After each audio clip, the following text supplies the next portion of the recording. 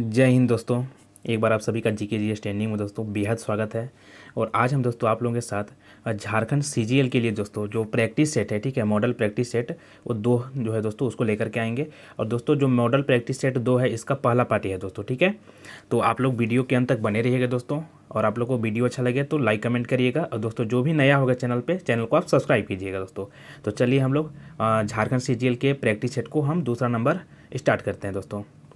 चलिए दोस्तों, पहला प्रश्न देखिए यहाँ से स्टार्ट होता है। दोस्तों वीडियो के अंत तक बने रहिएगा दोस्तों। और अगर आप लोग कहीं पे कुछ त्रुटि लगे, कुछ गलती लगे दोस्तों, तो आप लोग कमेंट करके दोस्तों अपना राय जरूर दीजिएगा, या जो सही आंसर होगा दोस्तों उसको दीजिएगा, ठीक है। और हमसे कुछ गलतियाँ हो दोस्तों उसके लिए सॉरी।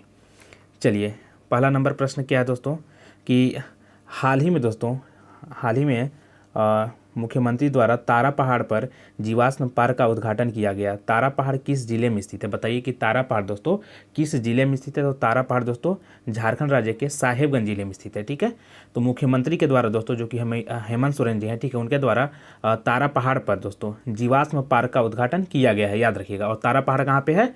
साहेबगंज जिला में है। चलिए प्रश्न नंबर 2 देखिए। प्रश्न नंबर दोस्तों 2 क्या पूछता है, एक बार ऊपर कर लेते हैं थोड़ा।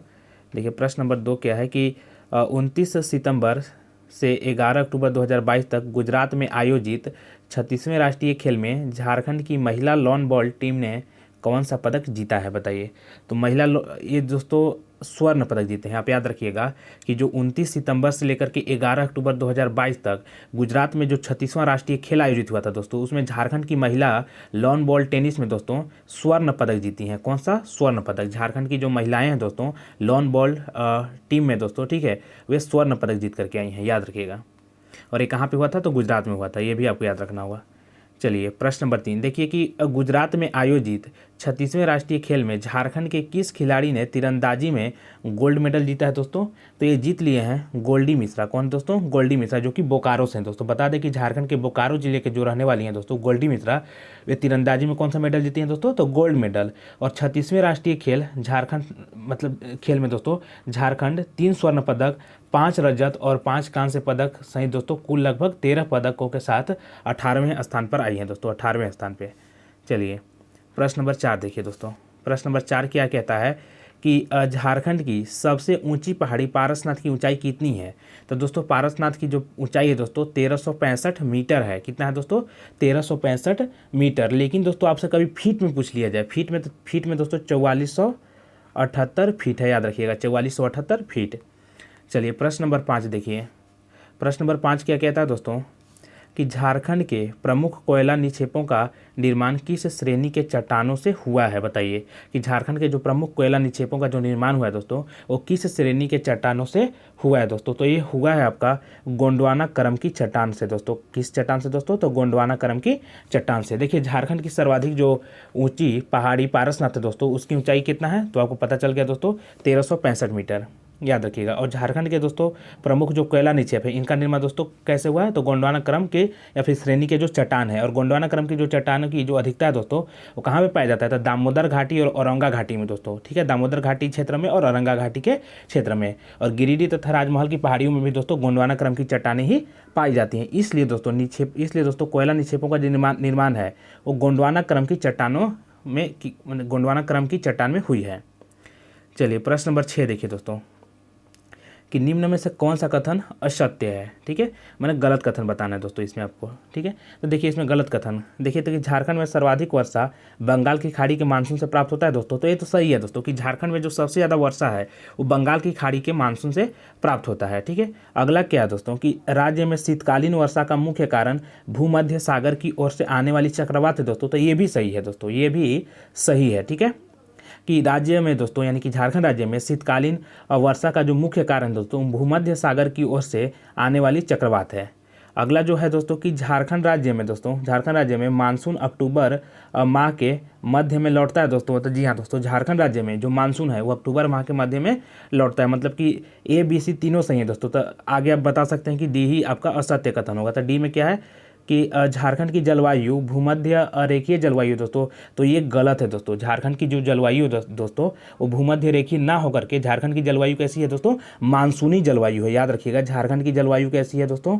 तो मानसूनी जलवायु है, याद रखिएगा दोस्तों, मानसूनी जलवायु है लेकिन और यहाँ पे क्या दिया है, झारखंड की जलवायु भूमध्य रेखीय जलवायु है, तो ये गलत कथन है दोस्तों। झारखंड की जलवायु कैसी है, तो झारखंड की जलवायु मानसूनी जलवायु है और उष्णकटिबंधीय क्षेत्र में अवस्थिति एवं मानसूनी हवाओं के कारण यहाँ की जो जलवायु कैसी हो जाती है दोस्तों, तो उष्णकटिबंधीय मानसूनी प्रकार की, याद रखिएगा। चलिए, और झारखंड को दोस्तों 7 जलवायु प्रदेश में बांटा गया है, वो भी हम दोस्तों आपको बाद में किसी भी चैप्टर में जरूर बताएंगे। चलिए, प्रश्न नंबर 7 देखिए कि झारखंड राज्य में ऊंची भूमि को किस नाम से जाना जाता है। बताइए कि झारखंड में ऊंची भूमि को दोस्तों किस नाम से जाना जाता है, तो टाढ़ बोलते हैं दोस्तों। आप सभी लोग इसको टाढ़ ही बोलते होंगे दोस्तों, ठीक है। जैसे कि कोई पाट क्षेत्र होता है दोस्तों, तो पाट क्षेत्र के जो ऊपर का भाग होता है उसको क्या बोला जाता है दोस्तों, टाढ़ बोला जाता है, और नीचे दोन रहता है जिससे, तो जो पाट क्षेत्र के ऊपर वाला भाग को टाढ़ और नीचे वाला दोन, याद रखिएगा। तो वही बोला कि झारखंड राज्य में ऊंची भूमि को किस नाम से जाना जाता है, तो टाढ़ के नाम से। प्रश्न नंबर 8 देखिए दोस्तों, प्रश्न नंबर 8 की देश के पहला स्वदेशी इस्पात संयंत्र के रूप में बनाया गया इस्पात संयंत्र कहाँ स्थित है दोस्तों, तो ये बोकारो में स्थित है। कहाँ पे स्थित है, तो दोस्तों ये बोकारो में स्थित है। याद रखिएगा कि देश का पहला स्वदेशी इस्पात संयंत्र के रूप में बनाया गया इस्पात संयंत्र बोकारो जिला में स्थित है। चलिए, प्रश्न नंबर 9 कि निम्नलिखित खनिजों में से कौन सा झारखंड के बगरू पहाड़ी में महत्वपूर्ण रूप से पाया जाता है दोस्तों। कहाँ पे, तो बगरू पहाड़ी में दोस्तों, झारखंड के बगरू पहाड़ी में दोस्तों, ठीक है, कौन सा खनिज महत्वपूर्ण रूप मतलब कि दोस्तों पाया जाता है दोस्तों। तो सबसे पहले समझिए कि बगरू पहाड़ी कहाँ है दोस्तों, तो बगरू पहाड़ी लोहरदगा जिला में है। कहाँ पे दोस्तों, लोहरदगा जिला में। आपको पता होगा दोस्तों कि लोहरदगा में सबसे ज़्यादा बॉक्साइट पाया जाता है। क्या पाया जाता है, बॉक्साइट। बॉक्साइट के लिए लोहरदगा जाना जाता है दोस्तों। तो याद रखिएगा दोस्तों कि बगरू पहाड़ी लोहरदगा जिला में है और बगरू पहाड़ी में महत्वपूर्ण रूप से दोस्तों बॉक्साइट पाया जाता है। क्या पाया जाता है, बॉक्साइट। सी आंसर होगा दोस्तों सही। चलिए, प्रश्न नंबर 10 देखिए।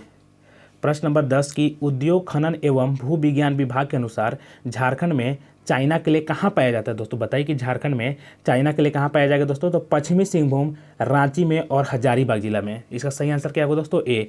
उद्योग खनन एवं भू विज्ञान के अनुसार दोस्तों झारखंड में जो चाइना के लिए है दोस्तों, चाइना के लिए, ठीक है, वो कहाँ पे पाया जाता है दोस्तों, तो पश्चिमी सिंहभूम में पाया जाएगा, रांची में पाया जाएगा और हजारीबाग जिला, ये 3 जगह दोस्तों, याद रखिएगा। बहुत ही वीवीआई क्वेश्चन है।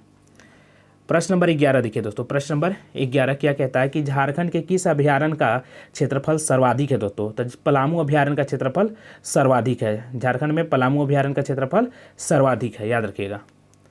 चलिए, प्रश्न नंबर 12 देखिए दोस्तों कि कांकजोल वर्तमान में राजमहल में वर्धन वंश का महान शासक हर्षवर्धन किस चीनी यात्री से मिला था दोस्तों, तो कौन सा चीनी यात्री से मिला था दोस्तों हर्षवर्धन, तो वेनसांग से दोस्तों। किससे, वेनसांग से, याद रखिएगा। हर्षवर्धन, ह से हर्षवर्धन और ह से वेनसांग दोस्तों, याद रखिएगा। ह से हर्षवर्धन और ह से वेनसांग। तो याद रखिए दोस्तों कि हर्षवर्धन की जो मुलाकात है चीनी यात्री वेनसांग से होती है कांकजोल राजमहल में, पहली बार होती है दोस्तों। और कांकजोल हर्षवर्धन के शासनकाल में दोस्तों एक छोटा सा प्रांत हुआ करता था, छोटा सा राज्य हुआ करता था। तो कांकजोल या कि जो कि अभी वर्तमान में दोस्तों राजमहल साहेबगंज में है, ठीक है। यह दोस्तों वर्धन वंश के जो महान शासक थे हर्षवर्धन, वर्धन वंश के महान शासक हर्षवर्धन, ये किस चीनी यात्री से मिले थे दोस्तों, तो वेनसांग से। बहुत अच्छा प्रश्न है दोस्तों। प्रश्न नंबर 13 की जयप्रकाश नारायण हजारीबाग से दोस्तों जेल से कब भागे थे, तो 1942 में दोस्तों।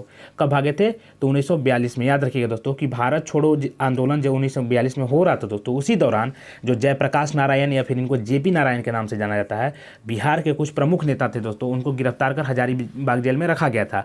लेकिन दोस्तों 9 नवंबर 1942 के रात को दोस्तों, ठीक है, जयप्रकाश नारायण अपने 5 साथियों के साथ, कौन कौन उनके 5 साथी थे दोस्तों, तो रामानंद मिश्र जी थे, योगेंद्र शुक्ला जी थे, सूरज नारायण सिंह जी थे, गुलाबी सोनार जी थे और शालिग्राम सिंह, ठीक है। इन सभी लोगों के साथ मिलकर के हजारीबाग जेल से भाग जाते हैं। कौन, जयप्रकाश नारायण। तो कब भागते हैं दोस्तों, 9 नवंबर 1942 को, याद रखिएगा। प्रश्न नंबर 14 बहुत अच्छा प्रश्न है दोस्तों कि टाना भगत आंदोलन की शुरुआत कब हुई। टाना भगत आंदोलन की शुरुआत दोस्तों कब होता है, तो टाना भगत आंदोलन की शुरुआत दोस्तों 1914 में होता है। कब होता है, 1914 में, 1914 में। चलिए, प्रश्न नंबर 15 देखिए। प्रश्न नंबर 15 की तिलेर मुकदमा के रचनाकार कौन है दोस्तों, बताइए। सॉरी, तिलकेर मुकदमा के जो रचनाकार हैं दोस्तों, उनका नाम क्या है, तो उनका नाम है दोस्तों सखाराम गणेश देवस्कर। उनका नाम क्या है दोस्तों, सखाराम गणेश देवस्कर। जी हाँ दोस्तों, तिलकेर मुकदमा के जो रचनाकार हैं उनका नाम है दोस्तों सखाराम गणेश देवस्कर। चलिए, प्रश्न नंबर देखिए दोस्तों अब 16। चलिए, प्रश्न नंबर 16 देखिए कि कैथा शिव मंदिर किस जिले में स्थित है दोस्तों, तो कैथा शिव मंदिर रामगढ़ जिले में है। कहाँ पे है? रामगढ़ जिले में। याद रखिए दोस्तों, कैथा का शिव मंदिर रामगढ़ जिला में है। और इसके बारे में बता दे दोस्तों कि राष्ट्रीय धरोहर में शामिल जो कैथा का शिव मंदिर है वो रामगढ़ से दोस्तों लगभग 3 किलोमीटर की दूरी पर स्थित है। और इस मंदिर की दोस्तों किलानुमा भव्य इमारत बंगाल, राजपूत और दोस्तों मुगल तीनों की दोस्तों मिश्रित कला पर आधारित है।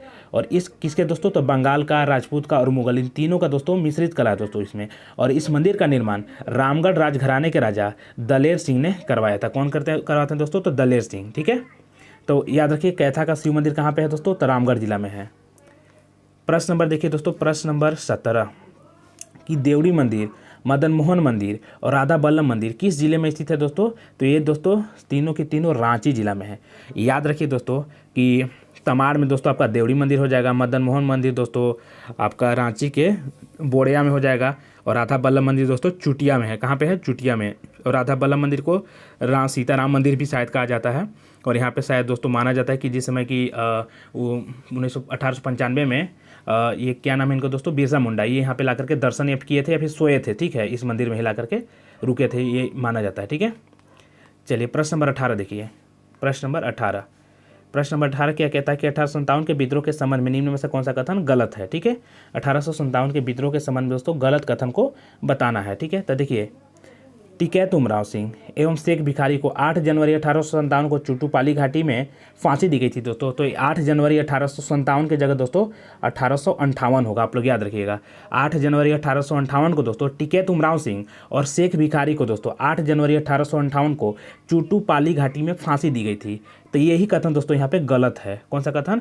कथन ये जो ए में दिया हुआ है दोस्तों कि टिकैत उमराव सिंह और शेख भिखारी को 8 जनवरी 1857 को चुटुपाली घाटी में फांसी दी गई थी दोस्तों। तो नहीं, 8 जनवरी 1858 को दी गई थी। ठीक है, चलिए, तो यही कथन। अब आगे क्या है दोस्तों? छोटा नागपुर का कमिश्नर डाल्टन था दोस्तों। तो ये सही है दोस्तों, छोटा नागपुर का जो कमिश्नर था उस टाइम डाल्टन हुआ करता था। और हजारीबाग और चतरा का उपायुक्त सिम्पसन था दोस्तों। जी हाँ दोस्तों, हजारीबाग और चतरा का जो उपायुक्त था दोस्तों वो सिम्पसन था। ठीक है, और क्या दोस्तों? संथाल परगना का क्षेत्र इस विद्रोह से लगभग अछूता रहा था दोस्तों। तो सही है दोस्तों, संथाल परगना का जो क्षेत्र है दोस्तों 1857 के विद्रोह जो हुआ था दोस्तों, ठीक है, उस टाइम संथाल परगना का क्षेत्र लगभग दोस्तों क्या रहा था दोस्तों? अछूता रहा था। लेकिन दोस्तों देवघर के दोस्तों कहाँ से? तो देवघर का कौन सा गांव था दोस्तों? याद नहीं आ रहा है हमको, बहुत अच्छा गांव है दोस्तों, वहीं से बल्कि 1857 का विद्रोह स्टार्ट होता है। देवघर के दोस्तों आप लोग को नाम याद पड़ा होगा तो आप लोग कमेंट करके जरूर बताइएगा। चलिए अगला प्रश्न, प्रश्न नंबर 19 देखिए कि 1857 ईस्वी के विद्रोह के दौरान अलीपुर जेल में किसको बंद किया गया था दोस्तों बताइए कि 1857 ईस्वी के विद्रोह के दौरान अलीपुर जेल में दोस्तों किसको बंद कर दिया जाता है? तो ये दोस्तों नीलमणि सिंह को, किसको? तो नीलमणि सिंह को बंद किया जाता है। याद रखिएगा, 1857 ईस्वी के विद्रोह के दौरान अलीपुर जेल में दोस्तों नीलमणि सिंह को बंद किया जाता है। प्रश्न नंबर 20 क्या कहता है कि निम्न में से किस वर्ष साहेबगंज को अशांत क्षेत्र घोषित किया गया था दोस्तों? तो ये हुआ था दोस्तों 1922 ईस्वी में। कब हुआ था दोस्तों? 1922 ईस्वी में, जिसमें कि दोस्तों असहयोग आंदोलन चल रहा था 1920 से 22 तक। उसी टाइम दोस्तों साहेबगंज को अशांत क्षेत्र घोषित किया गया था। सही आंसर क्या होगा दोस्तों? बी। चलिए प्रश्न नंबर 21 देखिए कि निम्न में से कौन सा कथन गलत है दोस्तों? असत्य है, मतलब इस दोस्तों इसमें असत्य कथन को फाइंड आउट करना है, बताना है। तो देखिए झारखंड में नमक सत्याग्रह का श्री गणेश 23 अप्रैल 1930 को हुआ था दोस्तों। तो ये कथन दोस्तों गलत हो जाता है। अब पूछिएगा दोस्तों कि कैसे गलत हो जाता है दोस्तों? तो यहाँ पे देखिए, तो 6 अप्रैल 1930 ईस्वी को महात्मा गांधी ने, ठीक है, महात्मा गांधी जब दोस्तों नमक आंदोलन का जो श्री गणेश करते हैं, ठीक है, तो इस आंदोलन का झारखंड के लोगों पर भी दोस्तों गहरा प्रभाव पड़ा। लेकिन दोस्तों झारखंड में नमक सत्याग्रह के जो आंदोलन का जो श्री गणेश होता है, ठीक है, वो दोस्तों 13 अप्रैल से ही हो जाता है। कितना से? 13 अप्रैल से ही हो जाता है। याद रखिए दोस्तों, 23 अप्रैल की जगह क्या होगा? 13 अप्रैल। याद रखिए। तो इसमें दोस्तों असत्य कथन तो आप फाइंड आउट कर लिए। आगे देखिए, मोहन महतो, सहदेव महतो और गणेश महतो का संबंध दोस्तों नमक सत्याग्रह से है। तो सही है दोस्तों, मोहन महतो, सहदेव महतो और गणेश महतो इन सभी का संबंध नमक सत्याग्रह से है। और संथाल परगना में सैलबाला राय के नेतृत्व में नमक सत्याग्रह चलाया गया था दोस्तों। बहुत अच्छा प्रश्न है, बहुत अच्छा लाइन है दोस्तों कि संथाल परगना में सैलबाला राय के नेतृत्व में नमक सत्याग्रह चलाया गया था। और अगला कथन क्या है दोस्तों कि हजारीबाग में नमक सत्याग्रह का नेतृत्व सरस्वती देवी ने किया था। जी हाँ दोस्तों, हजारीबाग से सरस्वती देवी को भी गिरफ्तार किया जाता है, लेकिन दोस्तों कुछ उपद्रवी लोग उनको छुड़ा देते हैं। उपद्रवी नहीं बोलिए दोस्तों, उनको गलत बोलना है दोस्तों, उपद्रवी, सॉरी इसके लिए। उनको दोस्तों बोलिए जो स्वतंत्रता सेनानी लोग थे दोस्तों, वे सभी छुड़ा लेते हैं, लेकिन उनको फिर से गिरफ्तार करके भागलपुर जेल में डाल दिया जाता है। तो वही बोल रहा है कि हजारीबाग में नमक सत्याग्रह का नेतृत्व सरस्वती देवी करती हैं, तो सही है दोस्तों। और संथाल परगना में सैलबाला राय के नेतृत्व में नमक सत्याग्रह चलाया जाता है। और मोहन महतो, सहदेव महतो और गणेश महतो, इन सभी का संबंध दोस्तों नमक सत्याग्रह से है, याद रखिएगा दोस्तों। चलिए प्रश्न नंबर 22 देखिए कि देखिए भाषा के संबंध में निम्न में से कौन सा कथन गलत है। ठीक है, तो भाषा के संबंध में गलत कथन को बताना है। तो देखिए भाषा के आधार पर झारखंड की जनजातियों को दो वर्गों ऑस्ट्रिक जो कि मुंडा भाषा है, ठीक है, और द्रविडियन वर्गों में रखा गया है, तो सही है दोस्तों। भाषा के आधार पर झारखंड की जो जनजातियाँ हैं इनको दो वर्गों में बांटा गया है, एक है दोस्तों ऑस्ट्रिक और दूसरा है द्रविडियन वर्ग। ठीक है, तो ऑस्ट्रिक में दोस्तों मुंडा भाषा परिवार के, और द्रविडियन दूसरा है दोस्तों द्रविडियन भाषा परिवार वाले। ठीक है, देखिए द्रविडियन भाषा वर्ग में दोस्तों कुड़ुक यानी कि उरांव, द्रविडियन भाषा परिवार में कुड़ुक यानी कि उरांव एवं मालतो, मालतो मतलब दोस्तों सौरिया पहाड़िया और माल पहाड़िया, ये भाषाएं आती हैं दोस्तों। और क्या है दोस्तों आगे क्या है कि झारखंड की जनजातीय आबादी में ऑस्ट्रिक वर्ग की भाषा का सर्वाधिक प्रचलन है। जी हाँ दोस्तों, झारखंड की जनजातीय आबादी में ऑस्ट्रिक वर्ग की भाषा का सबसे ज़्यादा प्रचलन है। और क्या है कि झारखंड में हिंदी के बाद सबसे ज़्यादा बोली जाने वाली भाषा कुड़ुक है दोस्तों। बताइए कि झारखंड में हिंदी के बाद सबसे ज़्यादा बोली जाने वाली भाषा कुड़ुक है। देखिए नेक्स्ट प्रश्न, प्रश्न नंबर 23। प्रश्न नंबर 23 क्या है कि निम्न में से कौन सा सही सुमेलित नहीं है दोस्तों। मतलब कि दोस्तों सही सुमेलित जो नहीं है उसको बताना है आपको। तो देखिए ऊसर की धूप दोस्तों, ये रामचंद्र वर्मा का रचनाकार है दोस्तों। इसके ऊसर की धूप के रचनाकार कौन है, तो रामचंद्र वर्मा, तो ये सही है दोस्तों। अगला क्या है, अगला देखिए दोस्तों, थोड़ा सा ऊपर कर लेते हैं, सही हो जाएगा। चलिए आगे देखिए दोस्तों, कांच के तूफान, इसके रचनाकार कौन है। बताइए कि जो कांच के तूफान है दोस्तों, इसके रचनाकार का नाम क्या है। ठीक है, तो कांच के जो तूफान है दोस्तों, इसके रचनाकार पंचदश तंत्र के इसके रचनाकार दोस्तों शिवचंद्र वर्मा है। इसके रचनाकार का नाम क्या है दोस्तों,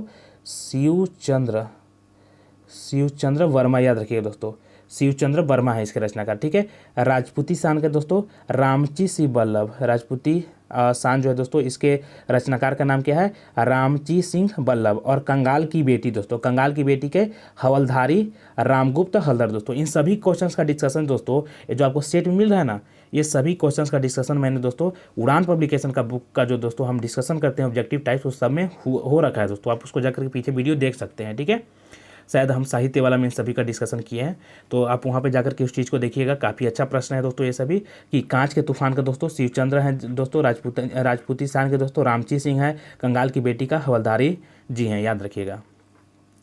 चलिए प्रश्न नंबर 24 कि जयपाल सिंह, ठीक है, सिलवानुस डुंगडुंग, ठीक है, सुमराई टेटे, अंशुता लकड़ा, ठीक है, कातिबा, ठीक है, मासिरा सुरीन, माइकल किंडी, ठीक है, इन सभी का संबंध दोस्तों किससे है, तो हॉकी से है। इन सभी का संबंध किससे है, हॉकी से दोस्तों। एक बार आपको फिर से हम बता देते हैं, जयपाल सिंह, सिलवानुस डुंगडुंग, सुमराई टेटे, अंशुता लकड़ा, कांतिबा, मासिरा सुरीन, माइकल किंडो, इन सभी का संबंध दोस्तों किससे है, तो हॉकी से, याद रखिए, इन सभी का संबंध हॉकी से है।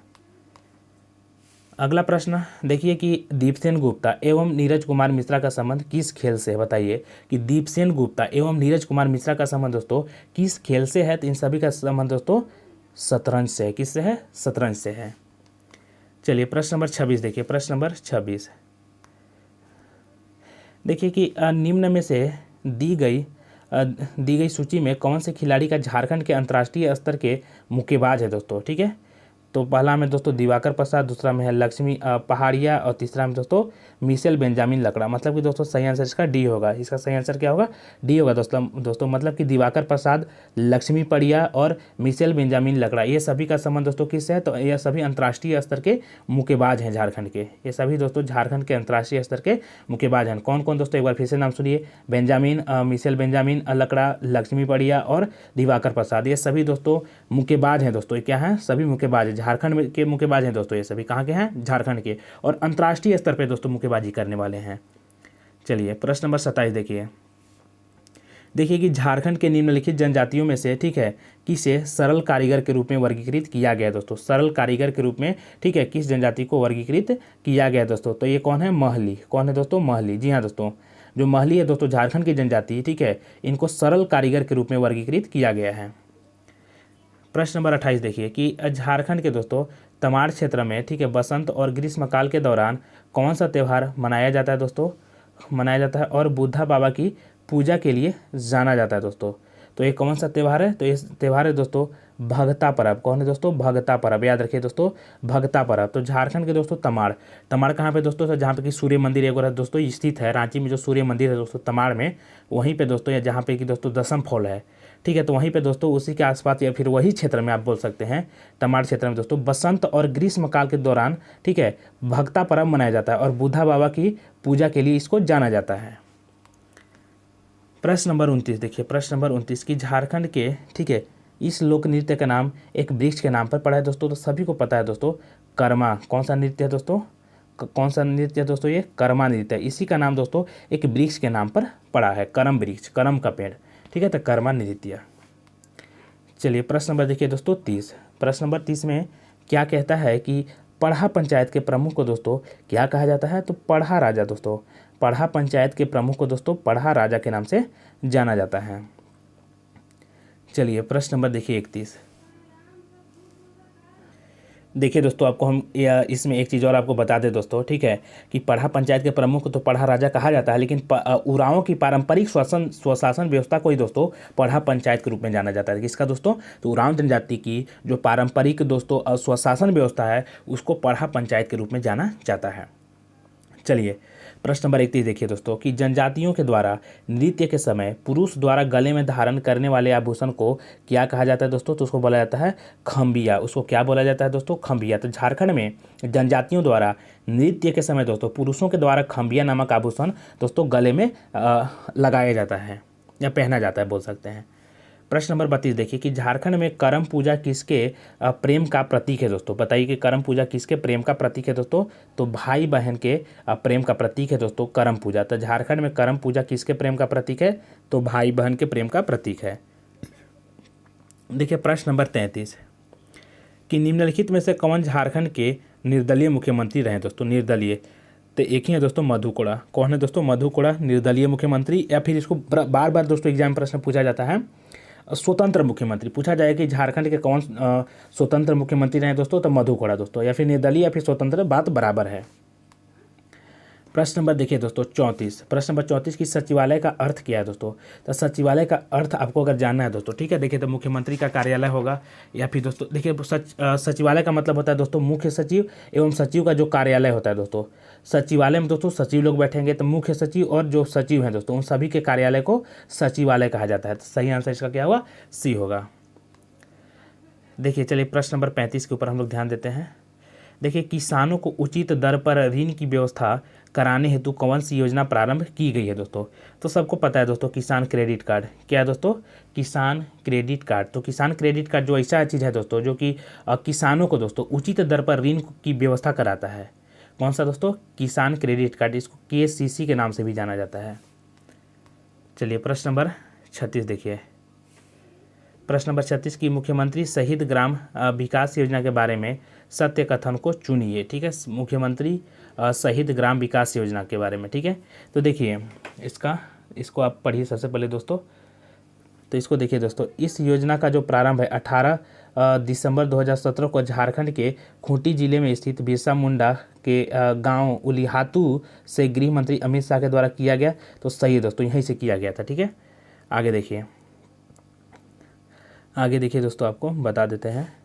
दूसरा क्या है कि इस योजना के तहत कुल 24 परियोजनाओं का चयन किया गया दोस्तों। तो सही है दोस्तों, ये भी सही है कि इस योजना के तहत कुल 24 परियोजनाओं का चयन किया गया, और इस योजना के तहत कुल 30 गांवों का चयन किया गया, जिसमें कि दोस्तों सिद्धू कानू, नीलांबर पीताम्बर, तिलका मांझी, ये सभी जो स्वतंत्रता सेनानी है इन सभी के गांवों को भी इसमें शामिल किया गया दोस्तों। तो 24 गाँव में सभी स्वतंत्रता सेनानी जो कि प्रमुख थे दोस्तों, जैसे नीलांबर पीताम्बर, सिद्धू कानू, इन सभी के गाँवों को भी दोस्तों इसमें शामिल किया गया है।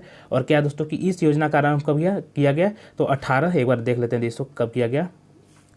तो देखिए इस योजना का जो आरंभ है 18 दिसंबर 2017 को झारखंड के खूंटी जिले में स्थित बिरसा मुंडा का गांव उलीहातू से गृह मंत्री अमित शाह के द्वारा किया गया था। चलिए प्रश्न नंबर 37 देखिए दोस्तों, तो इसका सही आंसर दोस्तों तीनों कथन जब सही था तो सी मार दीजिए, ठीक है, पहला दूसरा तीसरा तीनों सही है। देखिए प्रश्न नंबर 37 कि राज्य में युवाओं के लिए चलाए जा रहे कौशल विकास योजना के लिए कौन सा पोर्टल शुरू किया गया है दोस्तों, ठीक है, तो हुनर पोर्टल दोस्तों। कौन सा पोर्टल? तो हुनर पोर्टल। याद रखिए दोस्तों कि हुनर जो पोर्टल है दोस्तों वो राज्य के युवाओं के लिए चलाए जा रहे हैं, ठीक है, कौशल विकास योजना के तहत इसको चलाया जा रहा है। कौन सा पोर्टल है दोस्तों? हुनर पोर्टल, ठीक है, याद रखिएगा। प्रश्न नंबर 38 कि कौन सा योजना विश्व बैंक, ठीक है, IAAD द्वारा सहायता प्राप्त परियोजना है दोस्तों। तो इस परियोजना का नाम क्या है? स्वशक्ति परियोजना। क्या नाम है दोस्तों? स्वशक्ति परियोजना। तो स्वशक्ति परियोजना दोस्तों विश्व बैंक के द्वारा सहायता प्राप्त परियोजना है। पूछा जाएगा स्वशक्ति परियोजना कौन से बैंक के द्वारा प्राप्त योजना है दोस्तों? विश्व बैंक, IMF के द्वारा, यानी, ठीक है, तो आपको क्या बताना हो दोस्तों? तो विश्व बैंक के द्वारा जो सहायता प्राप्त परियोजना है दोस्तों उसका नाम क्या है? स्वशक्ति परियोजना। प्रश्न नंबर 39 कि संथालों का सर्वोच्च देवता कौन है दोस्तों? तो संथालों के सर्वोच्च देवता का नाम है सिंह बोंगा।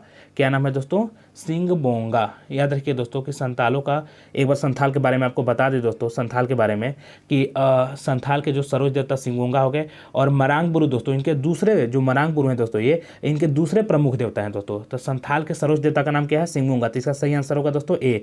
लेकिन दोस्तों संथालों के दूसरे नंबर पर जो प्रमुख देवता आते हैं दोस्तों उनका नाम क्या है? मरांग बुरु। और इस ग्राम के देवता को दोस्तों, ठीक है, इस ग्राम के देवता को जाहेरेरा के नाम से जाना जाता है, और गृह देवता को दोस्तों ओड़क बोंगा, और कुल देवता को आबगे बोंगा कहा जाता है। और संथाल गांव का जो धार्मिक प्रधान होता है दोस्तों उसको नाइके कहा जाता है। उसको क्या कहा जाता है?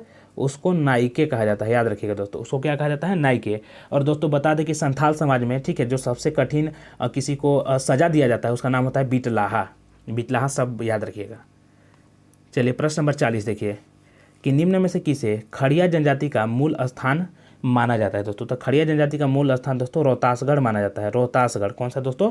रोहतासगढ़। बता दें दोस्तों कि खड़िया जनजाति दोस्तों 3 शाखाओं में, पहाड़ी खड़िया, दूध खड़िया और ढेलकी खड़िया में विभक्त है। कौन कौन सा? तो पहाड़ी खड़िया, दूध खड़िया और ढेलकी खड़िया, ठीक है। तो इन 3 शाखाओं में पहाड़ी जो खड़िया जनजाति है दोस्तों ये विभाजित है। और रोहतासगढ़ को दोस्तों खड़िया जनजाति का मूल स्थान माना जाता है। और झारखंड में सर्वाधिक ईसाईकरण दोस्तों खड़िया जनजाति का हुआ है।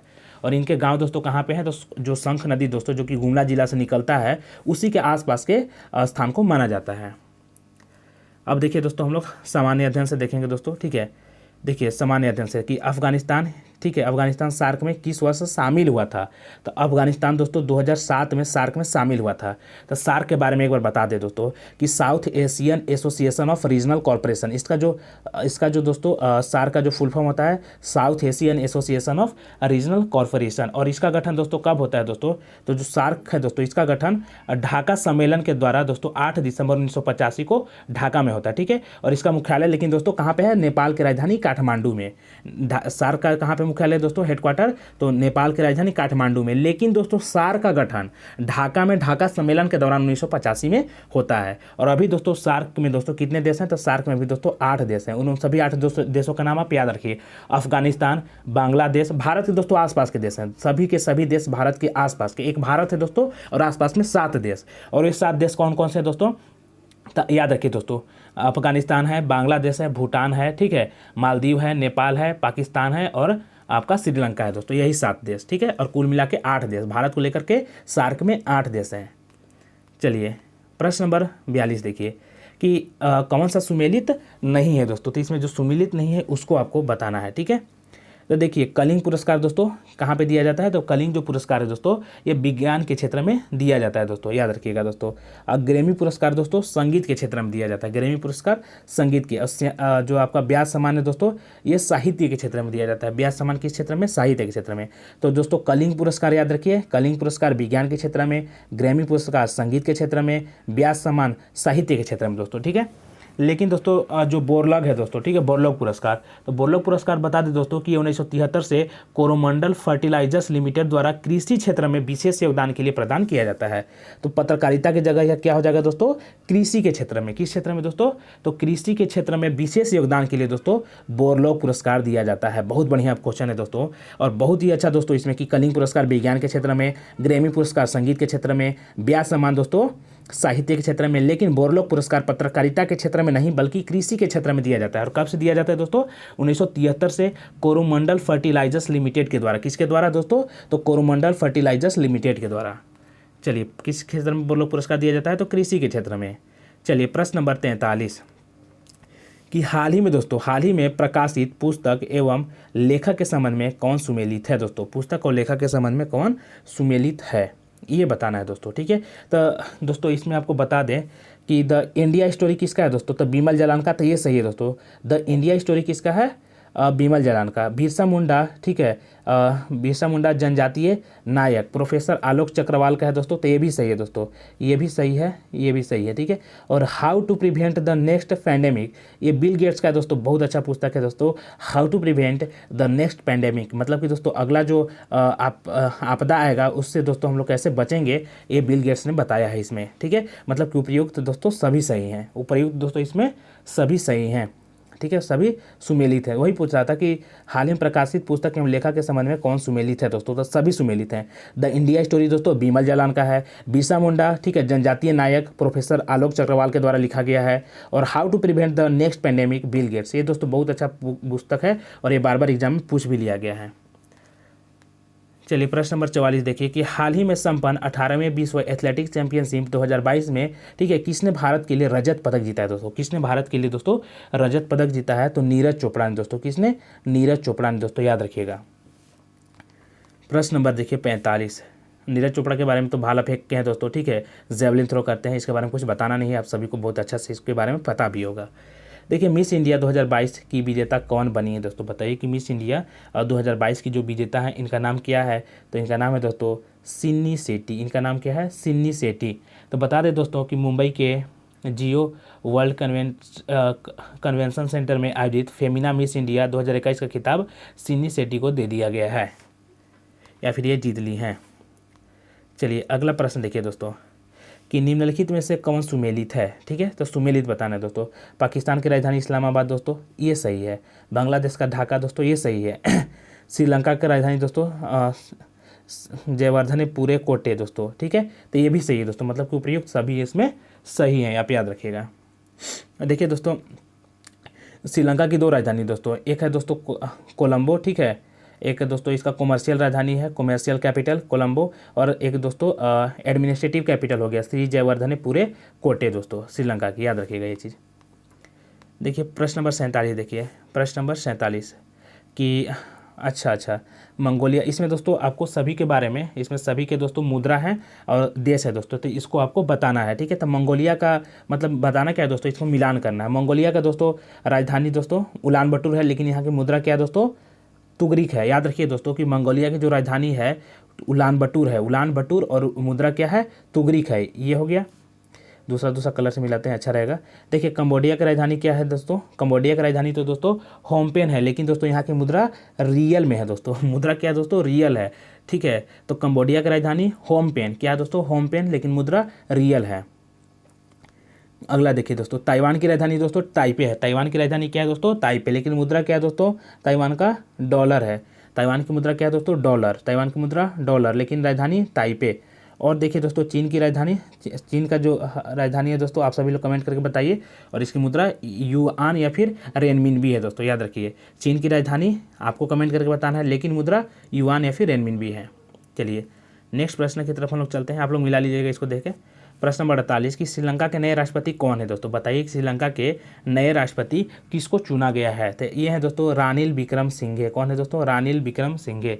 तो बता दें दोस्तों कि श्रीलंका के जो नए राष्ट्रपति हैं रानिल विक्रमसिंघे, और जो नए दोस्तों यहाँ के प्रधानमंत्री चुने गए हैं उनका नाम भी हम बता देते हैं दोस्तों आपको। उनका नाम है दिनेश गुणवर्धने। उनका नाम क्या है दोस्तों, दिनेश गुणवर्धने, लेकिन दोस्तों राष्ट्रपति कौन है, रानिल विक्रमसिंघे।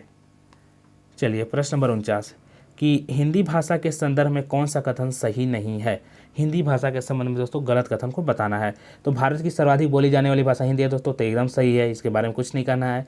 विश्व में तीसरी सर्वाधिक बोली जाने वाली भाषा हिंदी है दोस्तों, जी हाँ दोस्तों, इतनी बड़ी आबादी बोलती है भाषा, तो तीसरी भाषा तो होगी ही, ठीक है। तो विश्व में तीसरी सर्वाधिक बोली जाने वाली भाषा हिंदी है और भारत की सर्वाधिक बोली जाने वाली भाषा हिंदी है, और यह एक शास्त्रीय भाषा है दोस्तों, तो ये गलत हो जाता है दोस्तों।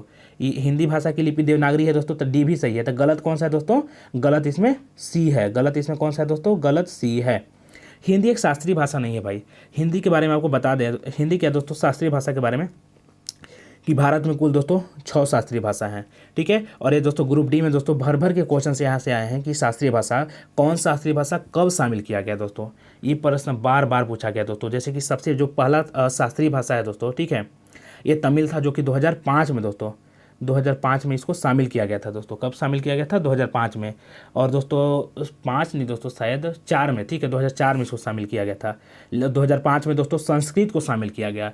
उसी तरह से दोस्तों आपको कन्नड़ है, कन्नड़ के, और दोस्तों तेलुगु है दोस्तों, ये दोनों दोस्तों 2008 में शामिल किए गए। और दोस्तों आपका कौन सा है? एक मलयालम, जो कि 2013 में शामिल किया गया। और एक आपका हो जाएगा दोस्तों उड़िया, जो कि 2014 में। सबसे लेटेस्ट जो है उड़िया भाषा है, जो कि उड़ीसा में बोला जाता है। तो पूछा जाता है कि सबसे नया जो शास्त्रीय भाषा है कौन सा है, तो उड़िया है दोस्तों, जो कि 2014 में शामिल किया जाता है। लेकिन दोस्तों सबसे पहला तमिल, जो कि 2004 में शामिल किया जाता है, ठीक है। तो कुल 6 हैं दोस्तों। 6 कौन कौन है? तो 6 हैं दोस्तों, तमिल, तेलुगु, मलयालम, संस्कृत, कन्नड़, उड़िया। चलिए नेक्स्ट प्रश्न दोस्तों, प्रश्न नंबर 50 देखिए। प्रश्न नंबर 50 कि सूची 1 को सूची 2 से असुमेलित करना है, ठीक है, यही आपको इसमें बताना है। सूची 1 को सूची 2 के साथ इसमें सुमेलित करना है। जैसे कि राखी गढ़ी कहाँ पे दोस्तों? तो राखी गढ़ी आपका हरियाणा में हो जाएगा। राखी गढ़ी कहाँ पे है? हरियाणा में। कालीबंगा दोस्तों राजस्थान में। कालीबंगा कहाँ पे है? राजस्थान में। दायमाबाद दोस्तों कहाँ पे है? महाराष्ट्र में। दायमाबाद कहाँ पे है दोस्तों? महाराष्ट्र में। मांडा कहाँ पे दोस्तों? जम्मू कश्मीर में। मांडा कहाँ पे है? जम्मू कश्मीर में। प्रश्न नंबर दोस्तों 51। और दोस्तों आप सभी को अगर और डिटेल चाहिए होगा तो आप लोग कमेंट करके जरूर बताइएगा। हम इसलिए ज़्यादा डिटेल नहीं बता पाते हैं, ठीक है, किसी भी चीज़ के बारे में, ताकि वीडियो लंबा ना हो, ठीक है। चलिए, आप लोग भी लग रहा होगा दोस्तों कि झारखंड बताते बताते कहाँ पे पहुँच जा रहा होगा, लेकिन दोस्तों इसलिए हम नहीं बताते हैं ज़्यादा, ताकि आप लोगों को ज़्यादा वीडियो लंबा ना मिले। चलिए, हम दोस्तों ज़्यादा वीडियो लंबा ना होने के कारण दोस्तों इसको हम 2 पार्ट में करके बनाते हैं प्रत्येक सेट को, ठीक है। तो चलिए आगे बनाते हैं, ठीक है, कि निम्नलिखित में से कौन सा कथन बलबन के संबंध में सही नहीं है दोस्तों? बलबन के संबंध में सही कथन नहीं है। तो देखिए, उसने, ठीक है, नियामत ए, ठीक है, खुदाई के सिद्धांत पर प्रतिपादन किया। जी हाँ दोस्तों, तो उसने नियामत ए खुदाई के सिद्धांत का प्रतिपादन किया है दोस्तों, ठीक है। उसने इक्तदारी व्यवस्था का प्रारंभ किया दोस्तों, तो ये गलत हो जाता है दोस्तों। इक्तदारी जो व्यवस्था है दोस्तों, ठीक है, इक्तदारी व्यवस्था का जो शुरुआत है ये इल्तुतमिश के द्वारा किया जाता है, ना कि बलबन के द्वारा। तो बलबन के द्वारा नहीं किया जाता है। इक्तदारी व्यवस्था का शुरुआत किसके द्वारा किया जाता है? इल्तुतमिश के द्वारा। तो ये गलती कथन है दोस्तों। और जो इसमें गलत कथन, मतलब दोस्तों क्या बताना था, कौन सा कथन बलबन के संबंध में सही है दोस्तों? तो यही कथन जो है बी, ये बलबन के संबंध में सही नहीं है, गलत है। तो सही आंसर इसका क्या होगा दोस्तों? बी होगा। इसका सही आंसर क्या होगा? बी होगा, याद रखिएगा। तो इक्तदारी व्यवस्था की शुरुआत इल्तुतमिश के द्वारा किया जाता है, आप याद रखिएगा। और बलबन के बारे में सी कथन क्या है कि उसने तुर्कान ए सेहलगानी का प्रभाव समाप्त किया था दोस्तों, तो सही है। उसने बंगाल के विद्रोह का दमन किया था दोस्तों, तो ये भी सही है। किसके संबंध में? तो बलबन के संबंध में।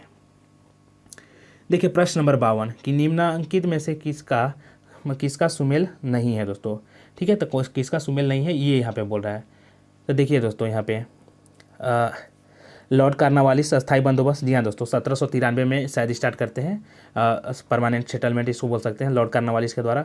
और लॉर्ड वेलेजली के द्वारा दोस्तों सहायक संधि, तो ये भी सही है दोस्तों। लॉर्ड वेलेजली के द्वारा सहायक संधि की शुरुआत होती है। लॉर्ड डलहौजी के द्वारा दोस्तों डॉक्ट्राइन ऑफ लैप्स, या फिर व्यपगत का सिद्धांत, या फिर हड़प नीति जो लाया था दोस्तों डलहौजी, ठीक है। इसका जो कार्यकाल 1848 से 1856 तक होता है, आप सभी को याद भी होगा। तो वही बोला कि लॉर्ड डलहौजी व्यपगत का सिद्धांत, लॉर्ड वेलेजली सहायक संधि, ठीक है, और लॉर्ड कार्नवालिस अस्थायी बंदोबस्त, ये सभी दोस्तों सुमेलित हैं। लेकिन दोस्तों लॉर्ड कैनिंग दोस्तों उच्चतम निष्क्रियता, ये गलत है दोस्तों। लॉर्ड कैनिंग के द्वारा ये नहीं स्टार्ट होता है, ठीक है। चलिए तो बता दें दोस्तों कि जो उच्चतम निष्क्रियता है दोस्तों, ठीक है, इसकी नीति दोस्तों लॉर्ड जॉन लॉरेंस के से संबंधित दोस्तों। किससे? ये दोस्तों आपको बता दें कि ये दोस्तों जॉन लॉरेंस से संबंधित है, उच्चतम निष्क्रियता का, ठीक है। प्रश्न नंबर देखिए 53। प्रश्न नंबर 53 कि जन गण मन पहली बार किस अवसर पर गाया गया था दोस्तों? बताइए कि जन गण मन पहली बार किस अवसर पर गाया गया था दोस्तों? तो ये सब पहली बार भारतीय राष्ट्रीय कांग्रेस का अधिवेशन 1911 में गाया गया था। कब गाया गया था दोस्तों ये? तो ये पहली बार दोस्तों जन गण मन सर्वप्रथम 27 दिसंबर 1911 को भारतीय राष्ट्रीय कांग्रेस के दोस्तों कलकत्ता अधिवेशन में गाया गया था। और रविंद्रनाथ टैगोर के द्वारा दोस्तों यह मूल रूप से बंगाल में रचित जन गण मन का दोस्तों हिंदी संस्करण को भारतीय संविधान सभा ने दोस्तों भारत के राष्ट्रगान के रूप में इसको शामिल किया है। कब किया है दोस्तों? तो 24 जनवरी, याद रखिएगा दोस्तों, 24 जनवरी 1950 को अपनाया है। चलिए प्रश्न नंबर 54 कि ऑपरेशन पोलो जुड़ा है दोस्तों किससे?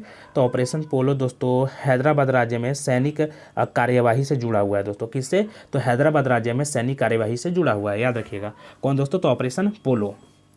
चलिए, तो ऑपरेशन पोलो दोस्तों देखिए भारत में 3 ऐसे रियासत थे, ठीक है। एक जूनागढ़ जो कि गुजरात में दोस्तों, एक है दोस्तों जम्मू कश्मीर। तो ये सब ऐसे थे जो कि भारत में शामिल नहीं होना चाहते थे, लेकिन हमारे दो लौह पुरुष हैं दोस्तों, ठीक है, सरदार वल्लभ भाई पटेल, इनको इसलिए लौह पुरुष बोला जाता है, या फिर एकीकरण दिवस दोस्तों इनके जन्म दिवस पे 31 अक्टूबर को मनाया जाता है, इसलिए चूंकि ये सभी रियासत को जोड़ने का प्रयास किए हैं, सभी को जोड़े हैं। तो दोस्तों जूनागढ़ जो है दोस्तों वो मत के द्वारा दोस्तों, ठीक है, मतलब कि आम मत के द्वारा उसको जोड़ा गया।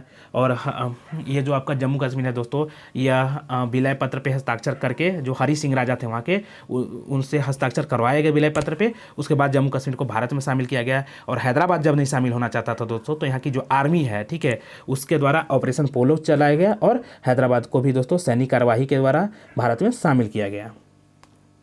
देखिए प्रश्न नंबर 55, देखिए प्रश्न नंबर 55 को भारतीय विधान पालिका प्रथम बार द्विसदनीय कब बनाई गई? देखिए भारतीय विधान पालिका जो है, ठीक है, पहली बार द्विसदनीय दोस्तों कब बनाया जाता है? तो पहली बार दोस्तों ये 1919 के भारत सरकार अधिनियम के द्वारा, ठीक है, द्विसदनीय बनाई जाती है। देखिए प्रश्न नंबर 56 कि निम्नलिखित में से कौन सी जोड़ी, ठीक है, संस्था और संविधान के अनुच्छेद से सुमेलित है दोस्तों, ठीक है। तो भारत का सर्वोच्च न्यायालय दोस्तों, भारत का जो सर्वोच्च न्यायालय है, ये क्या दे दिया, अच्छा, भारत का सर्वोच्च न्यायालय दोस्तों अनुच्छेद 318 में है। तो ये गलत हो जाता है दोस्तों, ये गलत हो जाता है। तो आप सभी लोग बताइए कि भारत का जो सर्वोच्च न्यायालय दोस्तों ये किस में है दोस्तों? सर्वोच्च न्यायालय, अच्छा, सॉरी है दोस्तों, सुमेलित करना है ना, सॉरी मिलान नहीं करना है। तो सर्वोच्च न्यायालय दोस्तों किस में है? तो सर्वोच्च न्यायालय जो है दोस्तों आपका, इसमें सर्वोच्च न्यायालय कौन सा हो जाना चाहिए दोस्तों? तो भारतीय संविधान को दोस्तों 324 में तो आपका निर्वाचन आयोग है दोस्तों, ये सही है, ठीक है। संघीय लोक सेवा आयोग दोस्तों 332 में, ये 315 में दोस्तों। महाधिवक्ता 351 दोस्तों। कौन सी जोड़ी सुमेलित है दोस्तों? तो अच्छा, इसमें सिर्फ सुमेलित जोड़ी पूछ रहा है, ठीक है। तो भारत का जो निर्वाचन आयोग है 324 में दोस्तों, ये सही है दोस्तों, ये सुमेलित, तो ये सही हो जाएगा, ठीक है। चलिए आगे हम लोग देखते हैं दोस्तों। देखिए जो संघीय लोक सेवा आयोग है दोस्तों, सभी को बता ही देते हैं एक बार। देखिए संघीय लोक सेवा आयोग दोस्तों 315 में है, आप याद रखिएगा, ठीक है। भारत का जो सर्वोच्च न्यायालय दोस्तों 124 में है, आप सभी को पता भी होगा, ठीक है।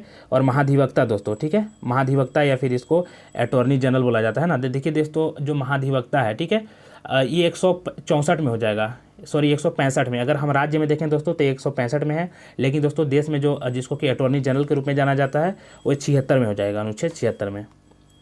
देखिए प्रश्न नंबर 57, इसको मिलाना है दोस्तों, ठीक है, सुमेलित करना। निम्नलिखित कौन सा सुमेलित है ये बताना है कि कौन सा सुमेलित है दोस्तों अभी। तो ये करंट अफेयर्स का क्वेश्चन हो गया। तो रोजर बिन्नी दोस्तों बीसीसीआई के अध्यक्ष हैं, तो सही है दोस्तों, रोजर बिन्नी अभी बीसीसीआई के अध्यक्ष के रूप में चुने गए हैं।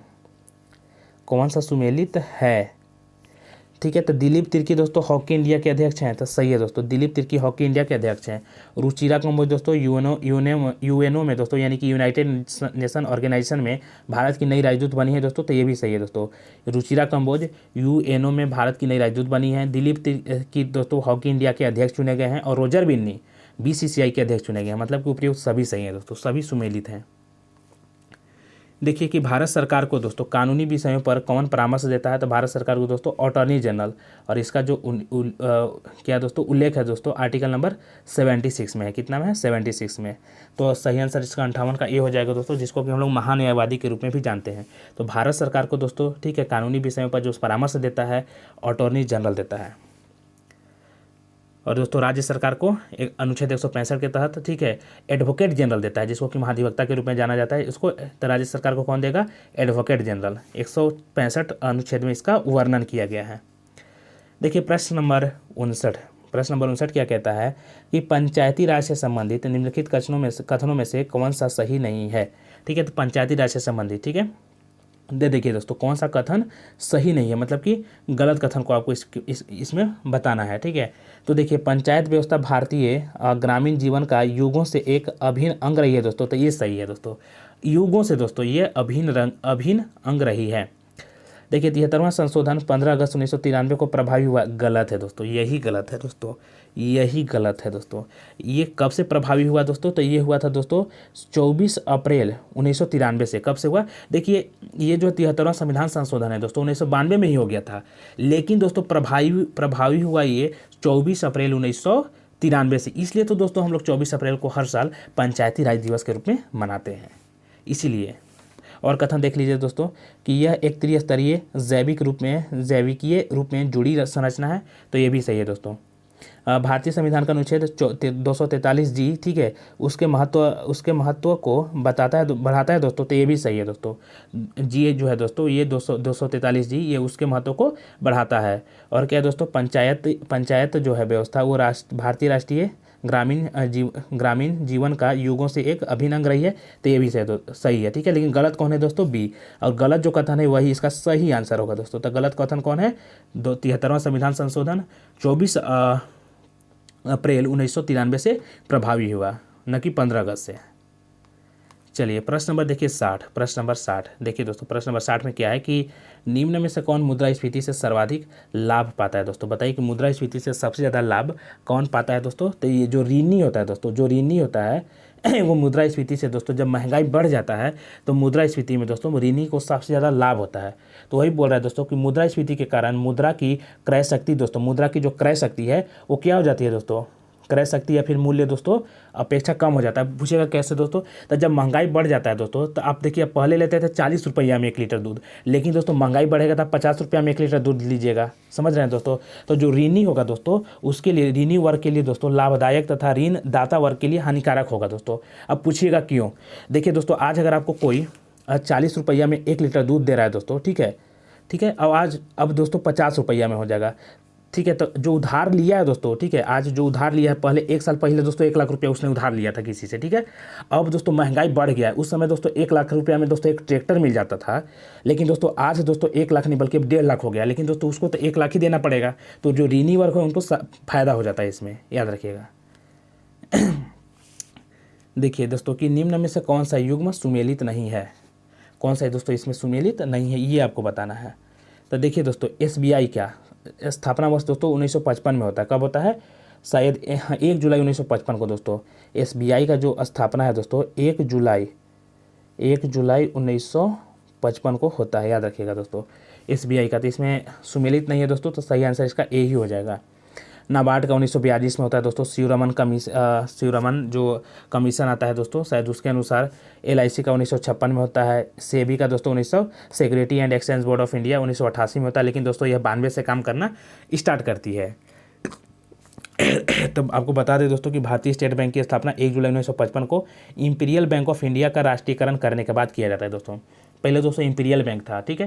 तो इंपीरियल बैंक कैसे बना दोस्तों? तो 1921 में bank of Maharashtra, bank of Calcutta और बैंक ऑफ दोस्तों मद्रास, इन तीनों को मिला करके 1921 में इंपीरियल बैंक बनाया जाता है। और 1955 में दोस्तों इसका राष्ट्रीयकरण करके दोस्तों और इसको SBI के रूप में बनाया जाता है।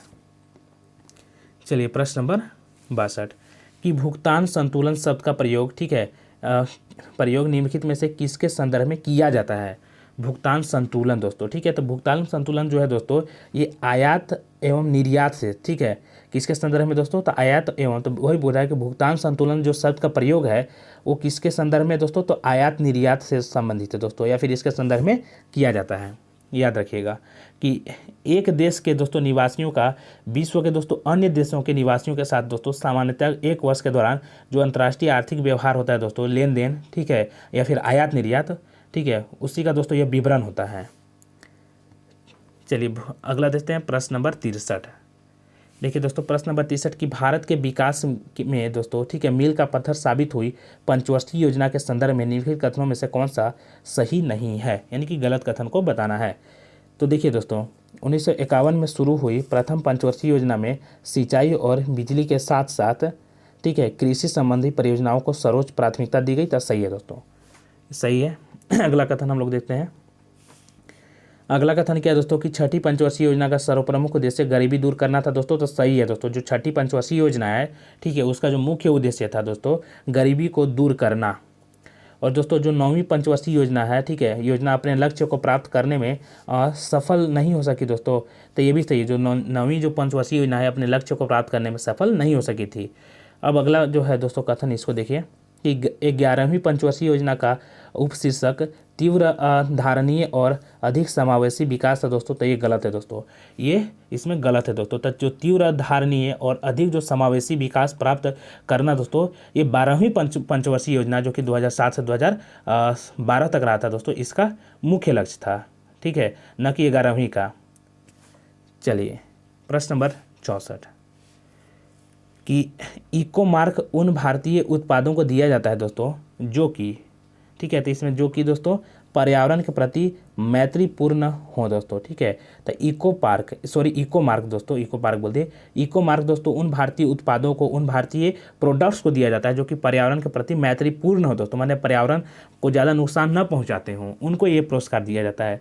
तो इको मार्क जो प्रमाण पत्र है दोस्तों उन भारतीय उत्पादों को दिया जाता है जो कि पर्यावरण के प्रति मैत्रीपूर्ण हो दोस्तों, पर्यावरण को ज़्यादा नुकसान नहीं पहुँचाते हों। प्रश्न नंबर देखिए 65 की सूची ए को सूची 2 से सुमेलित कीजिए तो एवं नीचे दिए गए कूट से सही उत्तर का चयन कीजिए। तो देखिए दोस्तों क्या करना है दोस्तों, सुमेलित करना है नीचे दिए गए कूट से ठीक है। तो देखिए उष्णकटिबंधीय वन दोस्तों, उष्णकटिबंधीय जो वन है दोस्तों ये कहाँ पे पाए जाएंगे, तो ये दोस्तों आपका साइलेंट वैली में पाए जाएंगे। उष्णकटिबंधीय वन कहाँ पे, साइलेंट वैली में ठीक है। और आपका देखिए शंकु वन दोस्तों हिमालय के क्षेत्र में, शंकु वन दोस्तों कहाँ पे, हिमालय प्रदेश में। कच्छ जो वनस्पति है दोस्तों, कच्छ वनस्पति कहाँ पे पाए जाएंगे, तो ये दोस्तों सुंदर वन में दोस्तों, कहाँ पे, सुंदर वन में। और दोस्तों पतझड़ वन दोस्तों कहाँ पे पाए जाएंगे, अपने राजस्थान में दोस्तों, अपने राजस्थान में पतझड़ वन। चलिए आगे देखिए प्रश्न नंबर 66 कि निम्नलिखित जोड़ों में से कौन सा जोड़ा सही नहीं है, यानी कि गलत जोड़ा है दोस्तों। तो भारत का जो कुल क्षेत्रफल है दोस्तों इसमें गलत जोड़ा को बताना है ठीक है। तो भारत का कुल क्षेत्रफल दोस्तों 3.28 मिलियन वर्ग किलोमीटर है दोस्तों, तो ये सही है दोस्तों। तो आपको मिलियन के मतलब दोस्तों पता होना चाहिए। 1 मिलियन दोस्तों 10 लाख होता है, 1 मिलियन में कितना होता है, 10 लाख होता है दोस्तों ठीक है। तो 3.28 मिलियन है दोस्तों, मतलब कि दोस्तों लगभग 32 लाख के आसपास हो जाता है। तो 32 लाख के आसपास सही है दोस्तों भारत का क्षेत्रफल, 32 लाख वर्ग किलोमीटर याद रख सकते हैं, फिर 3.28 मिलियन भी इसको बोल सकते हैं आप। भारत का देशांतरीय जो विस्तार है दोस्तों, भारत का जो देशांतरीय विस्तार है वो कितना है दोस्तों, तो आप सभी को पता होगा दोस्तों 8 डिग्री 4 मिनट उत्तर से लेकर के दोस्तों 37 डिग्री 6 मिनट उत्तर की तरफ है दोस्तों। कितना से कितना है दोस्तों भारत का अक्षांशीय विस्तार, तो 8 डिग्री 4 मिनट उत्तर से लेकर के 37 डिग्री 6 मिनट उत्तर तक। और देशांतरीय विस्तार दोस्तों 68 डिग्री 7 मिनट पूरब से लेकर के 97 डिग्री पूर्वी देशांतर तक। कितना था दोस्तों, तो 68 डिग्री 7 मिनट से पूर्वी देशांतर से लेकर के 97 डिग्री 25 मिनट पूर्वी देशांतर तक। और भारत के दोस्तों राज्यों की संख्या कितना है, 28 है दोस्तों। तो यही गलत है दोस्तों, इसमें गलत कौन है, डी। तो सही आंसर कौन होगा दोस्तों, जो गलत छांटा था डी, तो सही आंसर क्या होगा दोस्तों, डी। भारत में 28 राज्य हैं न कि 29। चलिए प्रश्न नंबर 67 देखिए कि निम्नलिखित कथनों में से कौन एक सही नहीं है ठीक है। तो गलत कथन को बताना है, कौन सही नहीं है ये बताना है दोस्तों इसमें। तो देखिए दोस्तों कि पश्चिमी घाट उत्तरी क्षेत्र में अपेक्षाकृत अधिक ऊंचाई पर है दोस्तों। तो पश्चिमी घाट जो उत्तरी है दोस्तों, उत्तरी क्षेत्र में ठीक है अपेक्षाकृत अधिक ऊंचाई पर है दोस्तों। तो ये गलत हो जाएगा दोस्तों, यही गलत है इसमें ठीक है। आगे क्या है दोस्तों, पश्चिमी घाट में अनामोडी जो है सबसे ऊंची चोटी है दोस्तों। तो सही है, पश्चिमी घाट में दोस्तों अनामोडी चोटी आती है जो कि सबसे ऊँची है। और ताप्ती नदी सतपुड़ा के दक्षिण में स्थित है दोस्तों। तो सही है दोस्तों, जो ताप्ती नदी है सतपुड़ा के दक्षिण में है दोस्तों। और सतपुड़ा के दोस्तों उत्तर में कौन सा नदी है, तो नर्मदा नदी है, याद रखिएगा। और नर्मदा नदी तथा ताप्ती नदी घाटियाँ पुरानी रिफ्ट घाटियाँ मानी जाती है दोस्तों। तो सही है, ये दोस्तों रिफ्ट वैली में बहने वाली नदी है, कौन, नर्मदा और ताप्ती नदी। तो दोस्तों आपको बता दें, चलिए हो गया। प्रश्न नंबर 68 देखिए दोस्तों, फटाफट समाप्त करने के ऊपर है।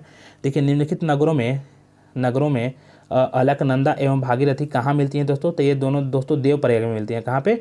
देवप्रयाग में। तो बता दें दोस्तों कि अलकनंदा और भागीरथी दोस्तों देवप्रयाग में मिलने के बाद गंगा नदी के रूप में फिर जानी जाती है दोस्तों। शुरू में गंगा नदी नहीं जानी जाती है, शुरू में दोस्तों अलकनंदा और भागीरथी होती हैं अलग अलग नदियाँ, और जब अलकनंदा और भागीरथी देवप्रयाग में मिलती हैं वहाँ से ये गंगा नदी के रूप में जानी जाती है।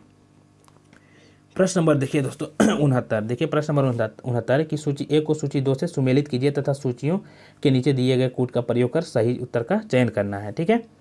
जलोढ़ मिट्टी दोस्तों, देखिए कि जलोढ़ मिट्टी अब कहाँ पे पाया जाएगा? तो ये दोस्तों जलोढ़ मिट्टी दोस्तों राजस्थान में पाया जाएगा? तो एकदम नहीं। तो ये कहाँ पे? उत्तर प्रदेश में पाया जाएगा। काली मृदा दोस्तों ये तो महाराष्ट्र में पाया जाएगा, महाराष्ट्र गुजरात वगैरह के क्षेत्र में दोस्तों। ठीक है, वहाँ पे काली मिट्टी पाई जाएगी। मरुस्थलीय मिट्टी दोस्तों तो अपना राजस्थान में दोस्तों, राजस्थान में मरुस्थलीय मिट्टी पाया जाएगा। और लाल मिट्टी दोस्तों कहाँ पे पाया जाएगा? तो लाल मिट्टी अपना आंध्र प्रदेश में पाया जाएगा दोस्तों। लाल मिट्टी आंध्र प्रदेश में, याद रखिएगा दोस्तों, लाल मिट्टी आंध्र प्रदेश में, मरुस्थलीय मिट्टी दोस्तों राजस्थान में, काली मिट्टी महाराष्ट्र और गुजरात के क्षेत्र में, जलोढ़ मिट्टी राजस्थान के क्षेत्र में, जलोढ़ मिट्टी उत्तर प्रदेश के क्षेत्र में। चलिए 70 नंबर देखिए कि इन सभी फसलों पर दोस्तों विचार करना है। इनमें से कौन सी खरीफ फसलें हैं दोस्तों? ठीक है, तो कपास दोस्तों खरीफ फसल है। खरीफ फसल मतलब दोस्तों जो कि बरसात के दिन में उगता है। ठीक है, मूंगफली दोस्तों ये मतलब कि दोस्तों एक हो जाएगा, 3 हो जाएगा, 1 2 3, तो 1 2 3 दोस्तों सी है, तो सही आंसर सी होगा दोस्तों। गेहूँ तो रबी फसल हो जाता है। गेहूँ कैसा फसल है दोस्तों? तो गेहूँ रबी फसल है दोस्तों। लेकिन दोस्तों मूंगफली है, कपास है, धान है, मकई है, ठीक है, ये सभी के सभी दोस्तों कैसे फसल हैं? तो ये सभी खरीफ फसल के रूप में जाने जाते हैं। चलिए दोस्तों अब हम आगे की प्रश्न दोस्तों मतलब 71 से और बाकी के जो भी प्रश्न बनेंगे दोस्तों हम नेक्स्ट वीडियो में करने का प्रयास करेंगे। तब तक के लिए सभी को जय हिंद, जय भारत। कैसा लगा आप सभी को वीडियो दोस्तों? आप लोग कमेंट करके बताइएगा। जो भी चैनल पर नए होंगे दोस्तों चैनल को सब्सक्राइब कीजिएगा। तब तक के लिए जय हिंद, जय भारत।